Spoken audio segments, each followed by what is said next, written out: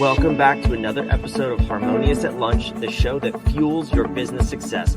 I'm Brandon Gano, your host and guide through the world of harmonious business growth. Today, we're unlocking powerful strategies with industry experts to help your business thrive. If you're a business owner, entrepreneur, or executive, you are in the right place. Join me and our incredible guests today on the journey to clarity, growth, and success. It is time to revolutionize your approach to business. Let's dive in with another episode of Harmonious at Lunch. Welcome back into some more bite-sized business advice. And today's episode, we're talking about how if you want something done right, you have to do it yourself. Am I right, Laura? I think I got that a little backwards. You got a little bit. If you want it done right, you don't have to do it yourself. That's the point of this. There you go. We're talking about delegation. I have an expert here who's going to blow your mind and make you think a little bit differently about how you delegate in order to grow your business, get your time back, and probably your sanity as well. But Laura Watson, before we go any further, welcome to the show and thank you for being here. Oh, thanks for having me, Brandon. It's great to be here. I love the shift where, I heard that phrase as a kid growing up. If you want it done right, you have to do it yourself. And as entrepreneurs, we quickly realized that's a great way to never actually get anything done and just be stressed out all the time. So stressed out and limit our growth and possibilities because there's only 24 hours in a day. We have to sleep and recuperate a few of those. And so, there's only so much we can do. And, whether you're a solopreneur or a small business owner or a C-level executive, leadership is really about getting things done through other people. We have to let go of that do-it-yourself mindset and really learn how to achieve goals and objectives and get work done through others. Yeah, absolutely. I mean, even if because I hear this from solopreneurs a lot, like, well, I don't have anybody on my team. All right, you could hire a VA. Like there are ways to delegate. You have kids, that's a built-in workforce. So use them. Sometimes free labor. That's even better than paying somebody is using your own children. But no, so I mean, but in all seriousness, what I also see is people try to delegate and then the task comes right back to them because they didn't delegate effectively. And I don't think you're going to convince us to delegate today. I think you're going to try to convince us that we need to do it the right way so that we never see that task again. So I want to start there and just ask your experience. When you talk to people about delegation, how often do they say, I've tried that, it doesn't work? I've heard that a lot. And I get it. My owners, my clients are telling me the same thing. It's like, I've tried to delegate, it doesn't work. I just, what I get back isn't what I wanted, the way I wanted. And so it's just easier to do it myself. And so that's a very, limiting mindset that they get into. And and they want to point the finger at the person that they're delegating to and say it's their fault. They didn't get it. And what I have to gently inform them is that it's probably not the fault of the person they delegated to. It's actually how they delegated. That's the issue. They think they're being clear, and the person they're delegating to is going, I got it. So they think they have clarity, but they actually don't. And so this whole idea of if you want it done right, you don't have to do it yourself. I wish I could claim ownership of that phrase, but I can't. It's actually the title of a fabulous book that I recommend to my clients when we're having this conversation. It's a short 1-hour read. It's got pictures, it's got cheat sheets, it's available on Amazon. And it's just it's a story actually of two managers. One manager's doing awesome and the other one is totally stressed out. And he's stressed out because he's not delegating effectively. So that little book is a precursor for how I coach my clients on how to delegate more effectively. And it starts with them and how they're having the conversation. I love that. I haven't heard of the book. Maybe we could change some of the words and give you the trademark. Maybe you shouldn't do it yourself. Maybe that one's available. I don't know. But, well, I'll look into that later.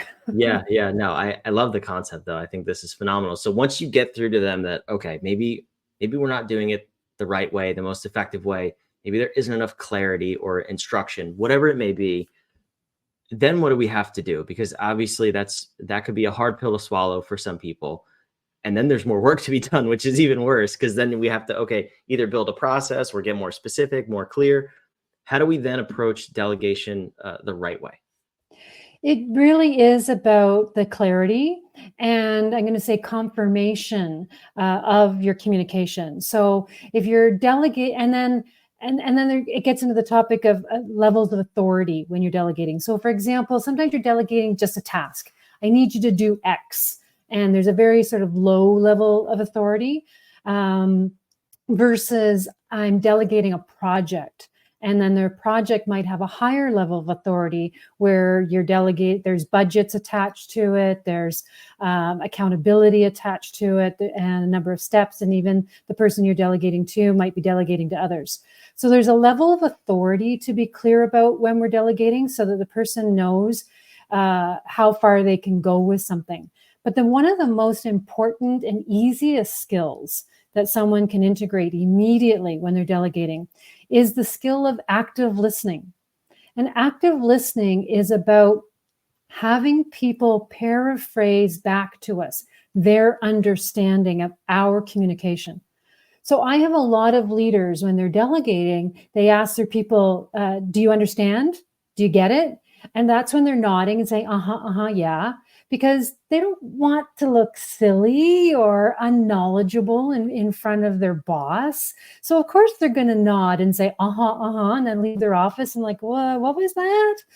So instead of a leader asking, do you get it? Or do you understand? They need to change the question to simply, what do you understand?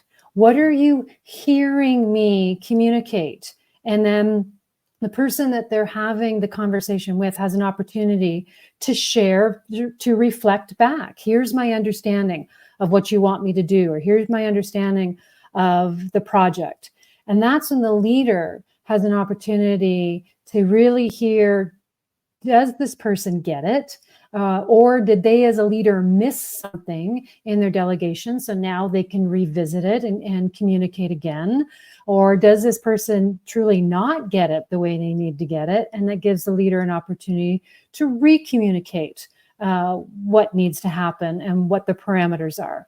So that's one of the easiest, most powerful things a leader can do to improve their delegation skills right off the top, is just get people to active listen them. Yeah, that's a good tip. And it's, you'd be surprised how quickly you'll see the return on just reframing your questions, because you may be working with someone for 5 years and you ask them this and it's not even close to the answer that you were expecting. Exactly. I do that, I do that with my wife, my kids, and just to see, like, did this come across? Not that I'm delegating things, but how are other people hearing what I'm saying? It's a good check-in. It's just a good way to see, like, am I consistently communicating effectively, or do I get lazy? Absolutely. Delegation is about communication. So Mm-hmm. yes, whether you're delegating to your direct reports in the office or to your kids at home, that's what I love about communication skills, is they're transferable to all areas, of our life. So yeah, it's a simple little tweak, but it can make a huge difference. Yeah. So then talk to me about the flip side of delegation. If whether you're one of those people who you've delegated and it, air quotes, doesn't work for you, or you're a seasoned pro, you think, what I see a lot is when people start to delegate or start to just hand off more things to free up their time, then they don't necessarily know what to do with all that free time because they're not their calendar is not effectively structured, and then they go micromanage everything they Oh. delegated. So how do we keep our sticky fingers out of the things that we're trying to delegate? Well, that's an interesting question and there's two things that come to mind for me on that. One thing is, which is a little bit different than your actual question, is that a lot of leaders, they think they're delegating, but what they're actually doing is abdicating. They're like, oh, go, you take this, run with it. They hand off and just think it's going to happen. And so they kind of abdicate everything and they don't set up check-in about progress progress reports or how's it going kind of stuff. They just completely hand off until a month later or whenever it's due, and then think it's going to magically show up on their desk. So that's something that leaders have to be mindful of, is to delegate, not abdicate. And then to the other point of your question, which now you have to remind me what it was. Oh, what do they do with all their time? What they do with their time is they really should be going back to their business plan, which, if they have one, which I find lots of people don't, probably got shelved somewhere along the line and might be collecting real or virtual dust, which means that goals and objectives are probably not being met. They're not being focused on.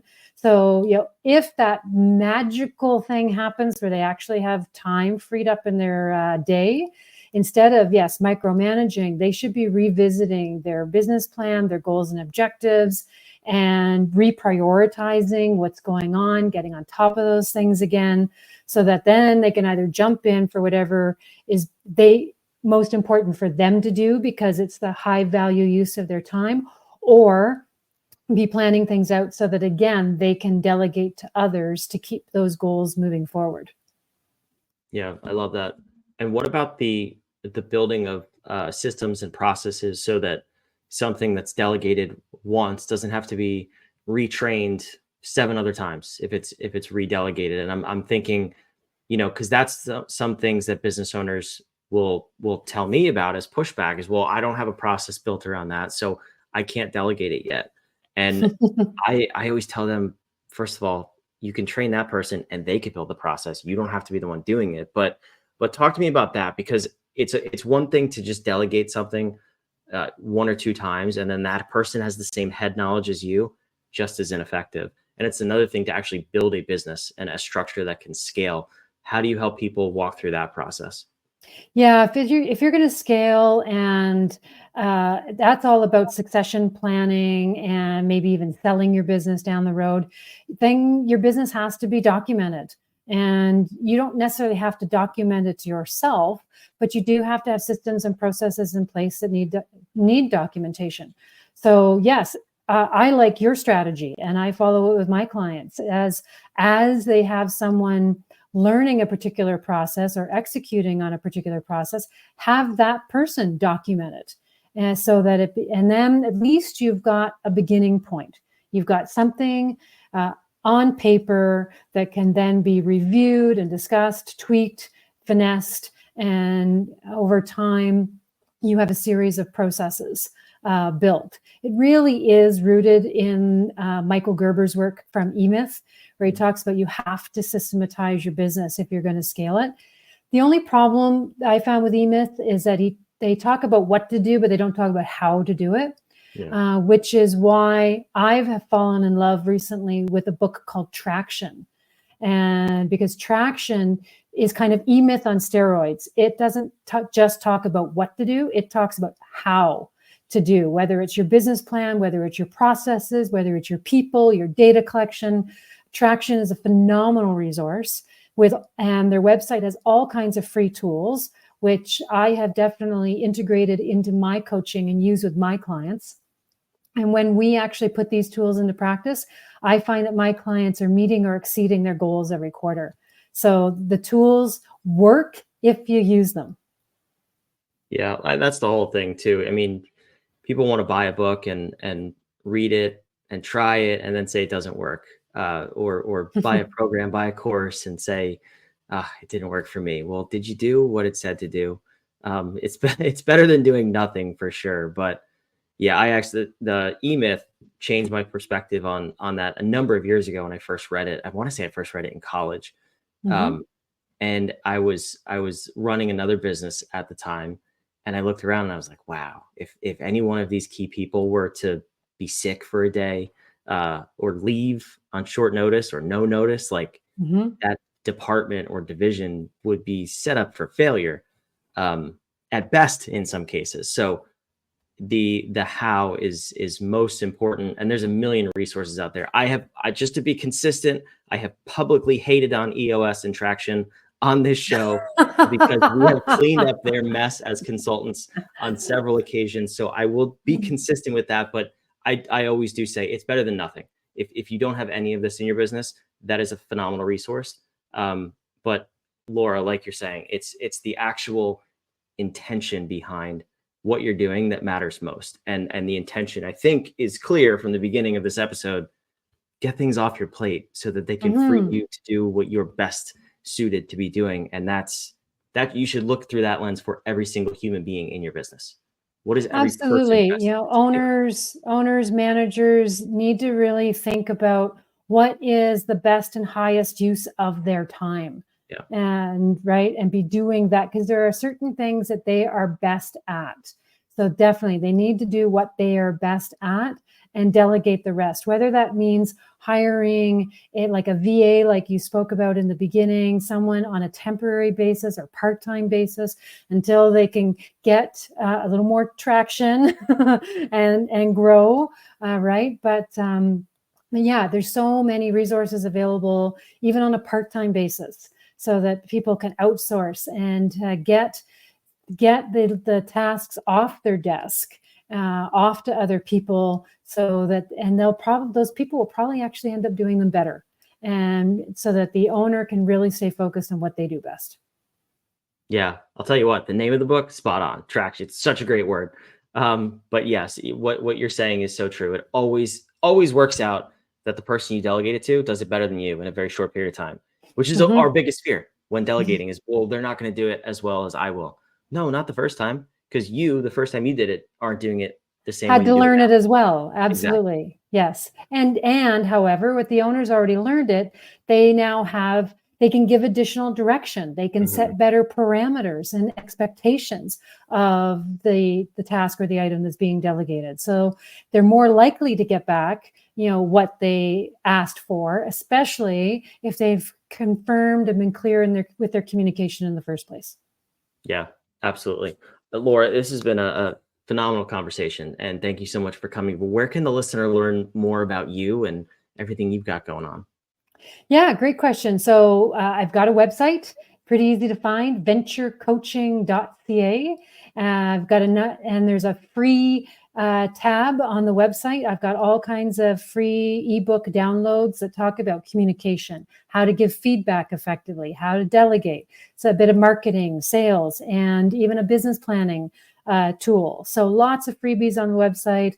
And then my contact information is there. I'm always open to having a conversation with someone just to sort of point them in the right direction, or to even talk to them about working with me as a client, because I love helping people get further faster.